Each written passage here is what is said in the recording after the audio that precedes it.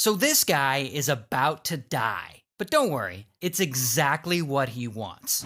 So the guy's name is Darwin, and he's a landlord. And he and his wife, they own a bunch of rental properties in England. And they're trying to make some money. But unfortunately, things aren't going so well for them. Because Darwin and his wife, this woman, Anne, Darwin and Anne end up in a crippling amount of debt. Now, at this point, Darwin could admit that his landlord business has failed and he could file for bankruptcy, but that would be way too easy. Instead, he puts his two brain cells together and he comes up with a brilliant idea. He's going to fake his own death so that he and his wife can cash out on the life insurance money. What could possibly go wrong? So Darwin goes and he pitches the idea to Anne. And Anne agrees. So they put their plan into motion. And one day, John hauls his red canoe to a nearby beach and he paddles it out into the ocean, making sure that anyone watching can see what he's doing. Then he floats a few miles south and he gets back onto shore and he pushes his canoe and his paddle back into the water, making it look like he just fell out of his canoe one night and he went missing or something. Meanwhile, Anne, she waits for him back in their car so that she can pick him up and drive him back home.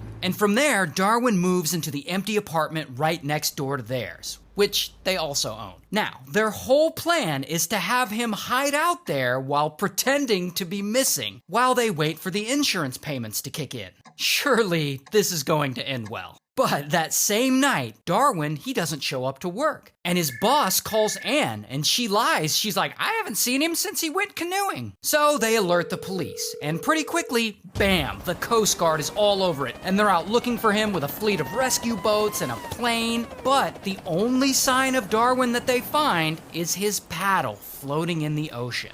And weeks later, Darwin's canoe washes up onto shore, and it's all busted up and broken, and there's still no sign of him. So everyone just assumes he's dead, which means his plan worked. Now, because police can't find a body or any sign of one, it takes the state a whole year to officially declare Darwin dead. So this whole time, he's stuck hiding out in that small apartment next door, while Anne has to continue pretending that he's been missing this whole year. She even goes as far as to tell their adult sons that their father is missing and is probably dead. Like, oh no, your father went missing. Anyway, so eventually the state officially declares him dead. And Anne, she goes and she cashes out that sweet, sweet life insurance. So the checks start rolling in. And now Darwin and Anne can move on to the next phase of their plan. Flee the country to go live in Panama. So Darwin and Anne fly all the way from England